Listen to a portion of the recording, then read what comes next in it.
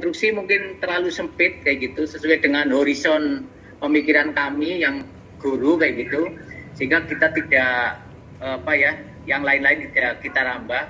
Kita hanya memahami sebuah teks di sini. Saya juga teksnya yang sangat sederhana, yaitu terkait dengan ala-ala itu tadi, yaitu bahwa sebuah syarat untuk memperoleh ilmu itu ada kecerdasan, semangat dan sebagainya. Itu kami memahami teksnya itu seperti itu, tetapi ternyata sekarang itu pemahaman teks itu berubah ketika di zaman sekarang, kayak gitu aja. Menurut kami seperti itu. Jadi sarana biaya yang ada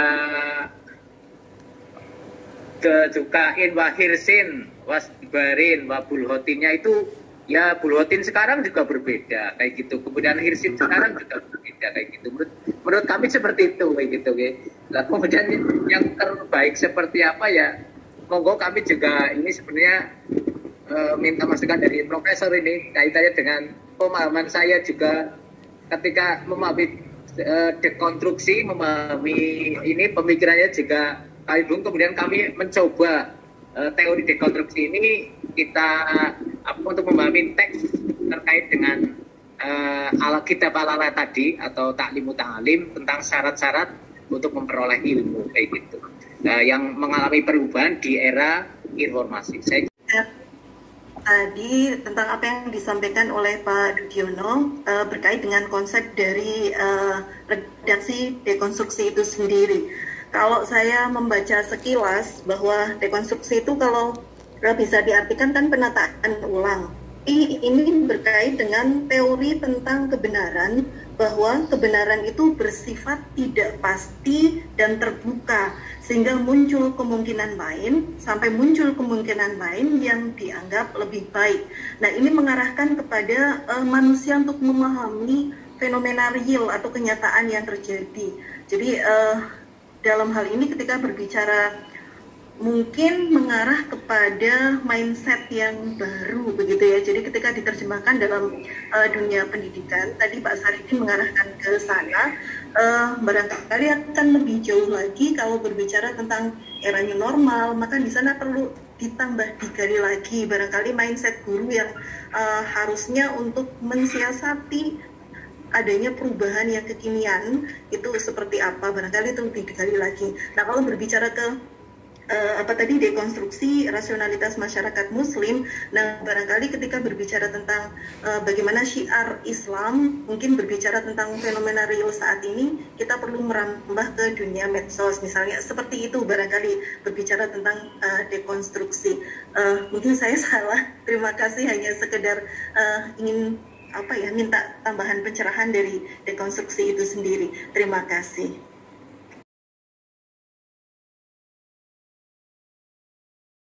Jadi mungkin kami memahami konstruksi dan dekonstruksi aja ini hanya sampai segitu mungkin, sehingga kami bagaimana memahami teks yang di ala-ala itu yang mengalami perubahan itu kayak gitu. Mungkin itu terkait dengan mungkin berubah ke media sosial, kemudian mainstream guru juga harus berubah ya, tentu saja dengan era sekarang ini, informasi ini ya guru ya semuanya, siswa, orang tua, termasuk sarana, termasuk apa saja berubah semuanya. Saya kira itu menurut kami. Terima kasih mungkin. Of writing in order to show that it can be understood in different way by each person who reach age ya. Jadi semacam menguji ya tulisan agar supaya tulisan itu dapat dipahami secara berbeda. Ya, secara berbeda oleh setiap orang, yang kemudian oleh orang yang lain dibaca berbeda lagi. Di sini nanti akan saya contohkan umpamanya begini. Ketika Pak Saridin umpamanya menggambar ya satu gambaran tulisan, ya satu gambar umpamanya orang sedang mengepalkan tangan, ya tangan kanan. Jadi tangan kanan ini dikepalkan, itu digambar oleh Pak Saridin. Nah, kemudian kan bagi Pak Saridin sebagai penggambar, dia kan hanya menafsirkan, oh itu gambar orang yang sedang mengepalkan tangan. Oke, itu satu.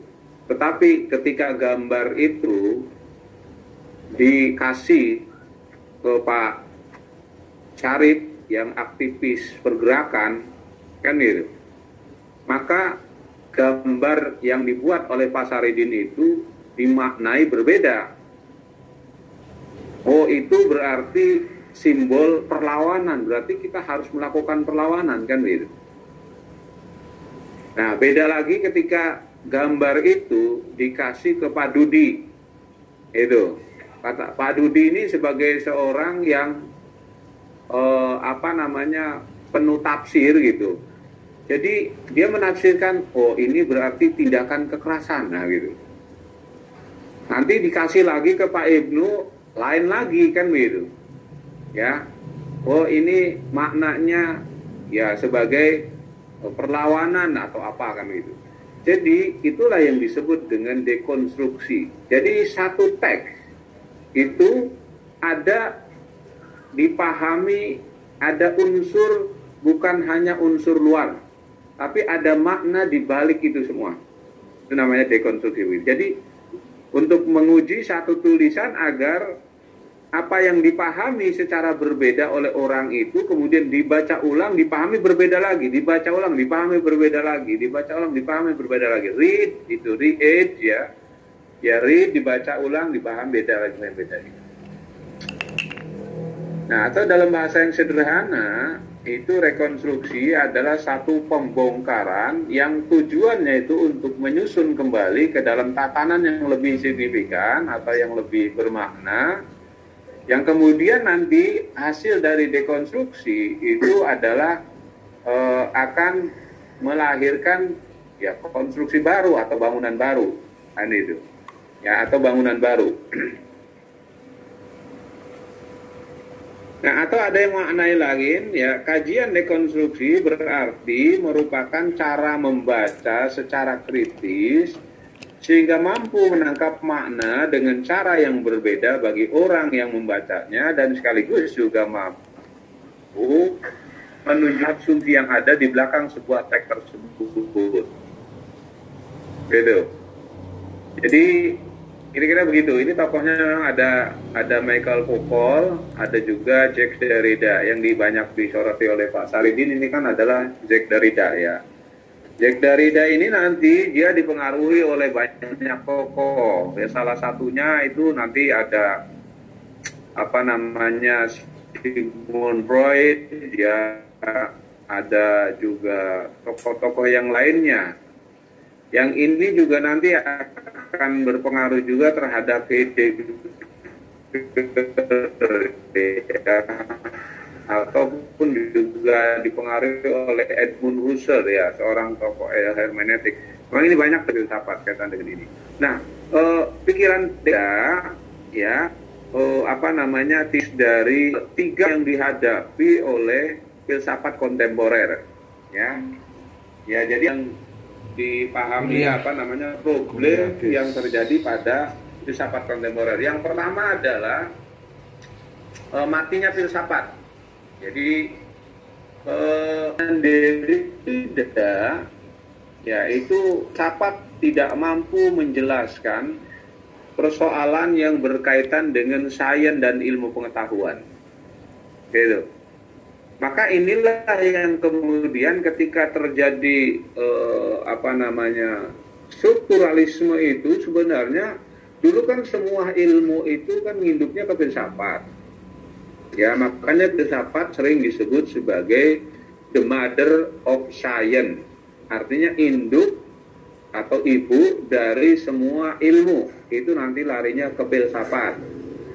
Tetapi begitu ilmu begitu cepat terjadi perkembangan, ini nanti filsafat tidak bisa mengimbangi itu, bahkan tidak bisa menjelaskan tentang hal-hal itu. Filsafat hanya menjelaskan pada persoalan-persoalan yang sifatnya rasional.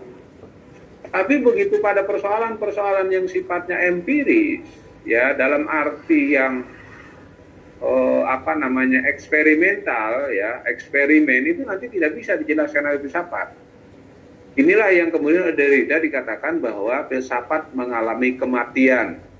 Artinya filsafat hanya paham pada diri filsafat itu sendiri, tetapi tidak paham pada persoalan ilmu pengetahuan.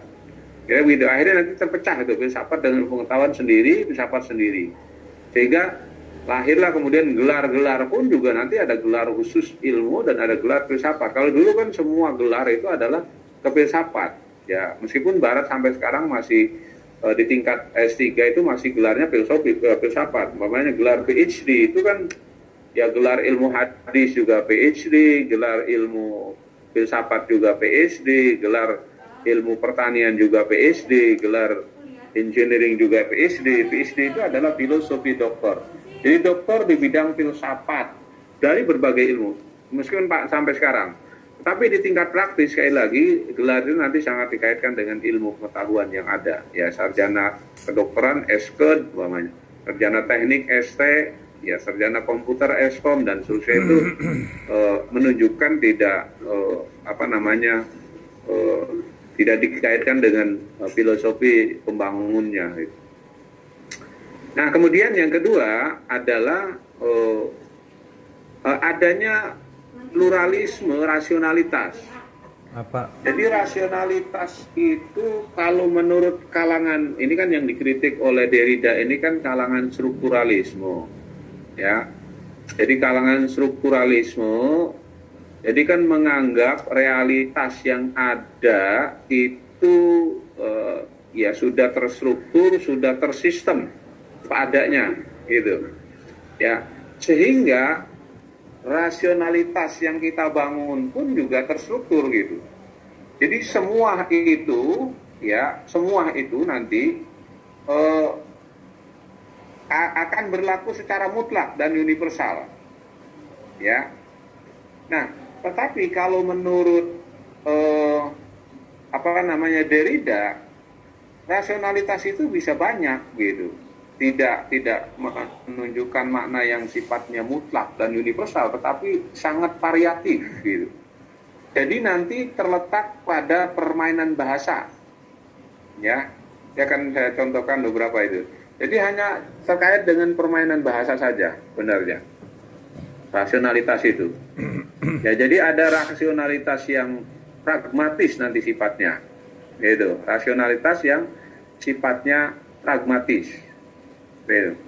Ini yang dimunculkan oleh Derrida, ya kaitannya dengan pluralisme rasionalitas itu. Kemudian yang ketiga adalah tumbangnya epistemologi dalam mengetahui hakikat pengetahuan. Jadi berdasarkan kritik atas rasionalitas itu, ya maka nanti manusia itu, ya kaitannya dengan hubungan dunia itu, ya sulit untuk menentukan kebenaran. Jadi kebenaran itu nanti sifatnya sangat relatif, ya, sangat relatif. Jadi tidak ada lagi nanti ilmu yang menunjukkan sebagai sebuah kebenaran. Kebenaran dalam pengertian yang mutlak dan yang universal itu. Ya, karena tadi hanya permainan kata yang ini juga tidak terlepas dari pengaruh dari Wittgenstein, ya, tentang permainan bahasa, ya. Jadi kita lihat bagaimana teori konstruksinya Derrida ini.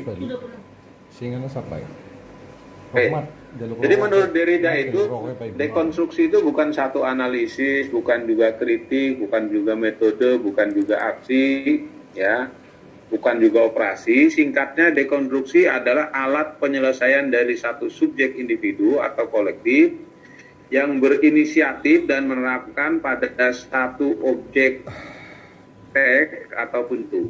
Jadi dekonstruksi itu adalah satu peristiwa yang tidak menunggu pertimbangan kesadaran atau organisasi dari satu subjek atau bahkan modalitas. Artinya ketika melihat sesuatu itu, ya tidak perlu bagaimana caranya tadi seperti saya katakan tadi, ya ini seperti tadi ini contoh tadi tangan ini ya, tangan itu kan tidak perlu pemikiran harus bagaimana menafsirkan tangan, itu kan nggak perlu metode khusus. Jadi bisa jadi sifatnya arbiter itu sekonyong-konyong ya, artinya ya tiba-tiba saja dia menafsirkan begitu. Jadi melihat sesuatu itu ya ditafsirkan apa adanya. Jadi menurut ini begini, menurut ini begini, menurut ini begitu. Jadi per orang itu nanti bisa jadi akan berbeda melihat satu peristiwa yang sama, bisa jadi nanti dengan tafsir yang berbeda. Ya sering kan dicontohkan ya ketika melihat gajah itu mungkin yang satu melihatnya buntutnya, yang satu hanya melihat kupingnya, yang satu melihat depannya, yang satu melihat bawahnya, yang satu melihat atasnya. Akhirnya kemudian ketika menafsirkan sebuah gajah itu jadi akan berbeda-beda. Kira-kira begitu. Jadi ya tergantung daripada sudut pandang, karena tadi bisa melahirkan pluralisme, rasionalitas tadi itu, dan juga bisa menafsirkan perbedaan yang banyak. Ada 3 poin penting dalam dekonstruksi Derrida. Pertama, bahwa dekonstruksi itu seperti halnya perubahan, itu terjadi terus-menerus. Di satu kata kunci yang pertama berarti melihat sesuatu itu, melihat teks itu selalu berubah-berubah. Jadi teks yang saya baca sekarang ini bisa jadi ketika itu sampai di Bapak, ya dibaca lagi bisa jadi maknanya berbeda. Kemudian dikirim lagi ke teman yang lainnya, dibaca bisa jadi berbeda lagi, dikirim lagi beda lagi, kira-kira begitu. Jadi terus mengalami perubahan. Ya. Kemudian yang kedua, dekonstruksi terjadi dalam sistem-sistem yang hidup, termasuk bahasa dan teks. Ya artinya ya kalau benda-benda mati kan susah untuk dilakukan dekonstruksi. Ya, yang bisa didekonstruksi adalah hal-hal yang hidup tadi, ya bahasa, teks, manusia, ya pemikirannya itu bisa didekonstruksi, ya. Nah, nanti bagaimana dengan agama? Karena agama ini juga sesuatu yang dipraktekkan menjadi keberagamaan, itu juga bisa dilakukan dekonstruksi tadi, ya. Karena di dalam agama kan ada bahasa agama, nanti ada teks agama, ya, ada pemikiran keagamaan, maka itu semua adalah sesuatu yang hidup. Karenanya juga bisa dilakukan dekonstruksi. Nah, begitu. Kemudian yang ketiga, dekonstruksi bukan suatu kata, alat, atau teknik yang digunakan dalam satu kerja setelah fakta dan tanpa suatu subjek interpretasi. Jadi maksudnya bahwa dekonstruksi itu ya adalah pekerjaan satu subjek, ya ketika dia memaknai satu teks, memaknai satu makna atau memaknai satu realitas. Itulah sebuah dekonstruksi. Nah, oke. Jadi dengan demikian ya kalau dilanjutkan bahwa dekonstruksi sebuah strategi baru untuk kajian kebudayaan, ya kajian filsafat politik, ya filsafat, kajian politik dan juga agama untuk membongkar modus pembacaan dan penafsiran yang selama ini menjadi konstruk dominan demi menguatkan satu struktur hierarkis, gitu, ya. Nanti kita lihat umpamanya begini, ini yang sering terjadi di masyarakat Muslim. Rasionalitas ini sering terjadi pembacaan seperti ini. Contoh umpamanya, ketika saya bertanya kepada mahasiswa, ya, coba saya tanya, Adam itu diciptakan dari apa? Rata-rata pasti menjawab dari tanah. Sekarang saya tanya, Hawa itu diciptakan dari apa? Pasti menjawabnya dari tulang rusuk Adam.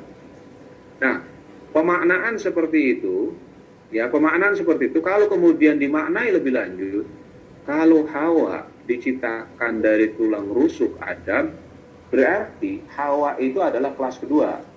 Kenapa kelas kedua? Karena bagian. Bukan sesuatu yang utuh. Dia bagian dari Adam, berarti dia kelas kedua. Berarti dalam tafsir yang itu hanya sebagai pemuas nafsu laki-laki. Kan bisa, karena dia bagian. Gitu. Nah, itu kan pemaknaan. Ya, itu pemaknaan yang bisa jadi itu menjadi dekonstruksi kan itu.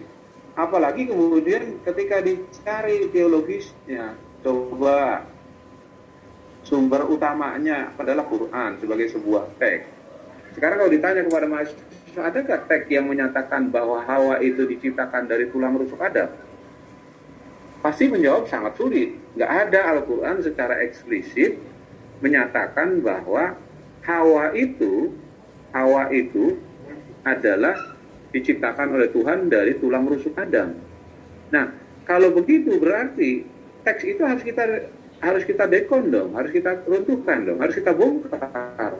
Supaya apa? Supaya punya pemaknaan baru agar apa? Agar perempuan itu punya kesederajatan, tidak perempuan itu menjadi marginal karena persoalan pemahaman yang keliru. Kan itu? Maka kita dekonstruksi pemahaman yang keliru itu dengan kita menampilkan satu konstruksi baru, satu bangunan baru bahwa perempuan itu sebenarnya sederajat dengan laki-laki. Kira-kira begitu contoh sederhananya kaitannya dengan dekonstruksi dan dekonstruksi. Nah, sama halnya ketika kita membaca umpamanya pelajaran ilmu kalam ya, seringkali kita ngajar itu seakan-akan dunia Islam itu selalu terbelah. Jadi antara mukmin dengan kafir, ketika orang tidak percaya ini ya kafir gitu. Sampai akhirnya kan terjadi peristiwa yang sangat menyedihkan, radikalisme yang luar biasa terjadi itu kan pada diri Khawarij ketika dia menafsirkan bahwa dunia ini hanya dua, hanya mukmin kafir kan gitu. Kan terjadi itu Khawarij itu luar biasa, padahal Khawarij itu bukan main solehnya, mereka hafal Quran, mereka juga rajin sholat malam, mereka juga ya luar biasa pemahaman keagamaannya, puasa. Ketika melihat tafsir ada peristiwa yang keliru, gitu. Ali kok keliru mengambil tindakan gitu, ya Ali. Kenapa dia mau tahkim? Padahal kan Muawiyah sudah mau kalah gitu. Kenapa mau ngambil tahkim? Akhirnya yang tadinya dia semangat untuk mengikuti Ali, dia keluar dari barisannya kan gitu. Akhirnya apa pandangannya? Udah kita bunuh saja semua orang itu kan gitu. Terjadilah pembunuhan. Akhirnya kan Ali dibunuh kan gitu. Ya Ali dibunuh oleh orang Khawarij karena dia memandang dunia ini hanya mukmin dan kafir kan gitu. Ya hanya mukmin dan kafir.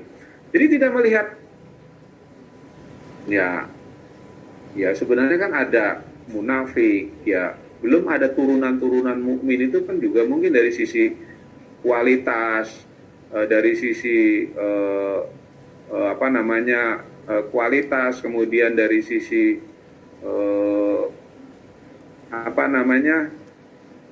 kuantitas dan seterusnya itu nanti kan banyak sebenarnya, turunannya banyak gitu. Nah, sama seperti halnya juga di bidang fikih. Seringkali kita itu melihat sesuatu itu ada halal haram.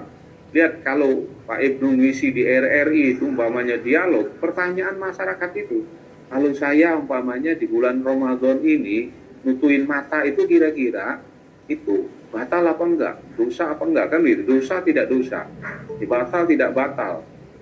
Kemudian haram atau halal. Kira-kira begitu, itu yang sering muncul di permukaan itu kan begitu itu. Yang sering. Nah, belum lagi nanti bicara tentang ya sekarang ini banyak pandangan-pandangan kalau ketika ini ya udah perangi, ini daerah Darul Harb, ini Darul Islam.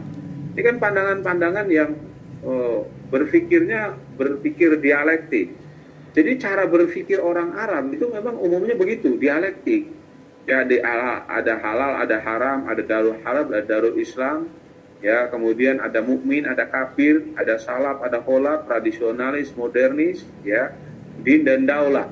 Itulah yang kemudian yang disebut sebagai tadi rasionalitas yang universal itu.